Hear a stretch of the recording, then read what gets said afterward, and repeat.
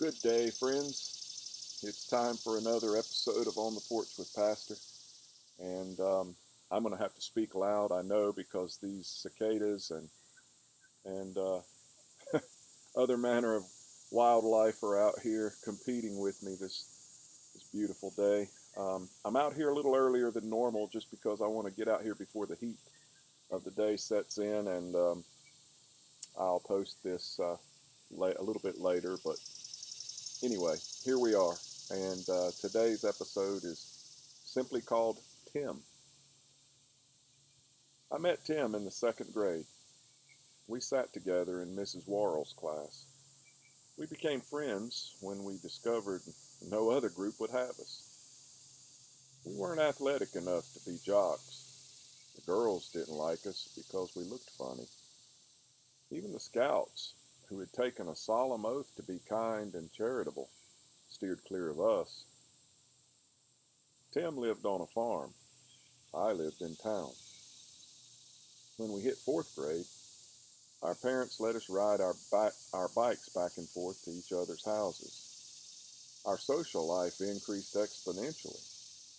On Fridays, Tim would ride to my house to spend the night. We'd go to the movies up at the Royal Rat Hole. The jocks would sit near the back and neck with the girls, and we'd sit behind them and make kissing noises. On Saturdays, I'd ride my Schwinn Varsity out to Tim's. We'd stay up late to watch Planet of the Apes. His mom was a night shift nurse at the county hospital. She'd bring us a tray of Cokes and Pringles, give us both a goodnight kiss, and head into work. She was real nice. A lot of mothers don't like having extra kids around, but she never seemed to mind. I always felt welcome. I'm going to try and remember that when my boys start bringing their friends home. When we were in the 8th grade, I invited a girl named Amy to the spring dance. Tim came along. We wore plaid leisure suits and drank a lot of punch. Amy spent most of her time in the bathroom. Then we went to high school. We took all the same classes so we could be together. We were both girl crazy. Unfortunately, our feelings weren't reciprocated. The prettiest girl in school was named Laura. She was a cheerleader, and Tim loved her. She was a friend of my brother's, who was a jock, so I asked her for her picture. She signed it, "To someone I really admire." I think it's because she didn't remember my name.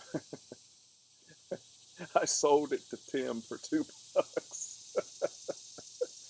Friendship has its limits. When we graduated from high school, we got jobs. I worked in an office for an electric utility. Tim was a mechanic at Logan's Mobile. I'd stop by every morning on my way to work for $1 worth of gas and conversation. Then at night, we'd get in his car and drive to McDonald's in the next town over. Flush with money from our jobs, we decided to buy motorcycles. Tim bought one that had a custom paint job. It didn't run well, but it looked good. We'd ride every Sunday afternoon and most nights.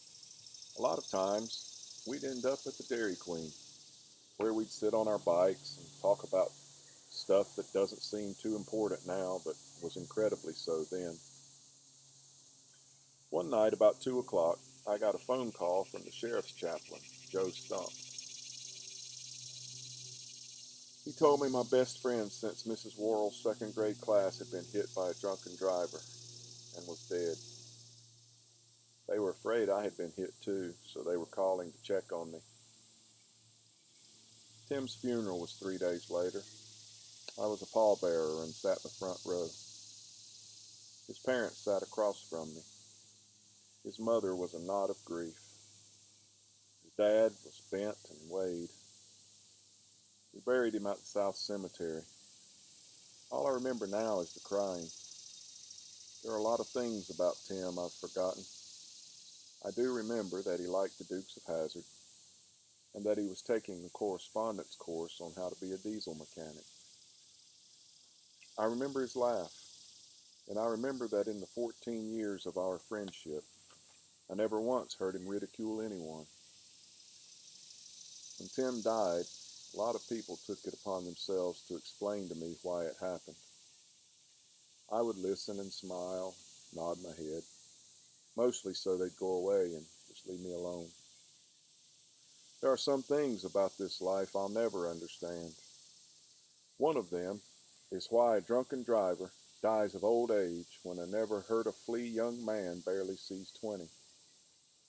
Someday I'm going to see God face to face. And when I do, I'm going to ask him why that is. Oh, this episode comes quite close to home for more than one reason. One, most of you that know me know that my wife is actually named Laura.